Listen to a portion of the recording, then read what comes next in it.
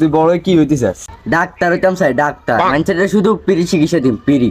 পারে তুই ডাক্তার হবি, মানুষের ফ্রি চিকিৎসা দিবি? ঠিক আছে। তুই বড় হয়ে কি তোর? আমার তো লক্ষ্য হয়েছে বড় সড়, আমি তো বড় হলে পাইলট হবো, পাইলট। আমার চেহারা তো এখনই কিছুটা পাইলটের মতো আইতেছে না? হ্যাঁ, বুঝতে হবে, পাইলটের একটা ভাব থাকতে হবে না? বাইরে তাহলে তো তুই আকাশের উপরে থাকবি সারাদিন। রাত তো সারাদিন আকাশও নেই। এই দেখবি যে কতক্ষণ গেছি গা চায়না, কতক্ষণ যাই জাপান, জাপান থেকে আবার বাংলাদেশ, মানে এরকম অবস্থায় থাকবো খারাপ। আর আমি শুধু বাংলাদেশে বই মানুষদের সেবা দিম।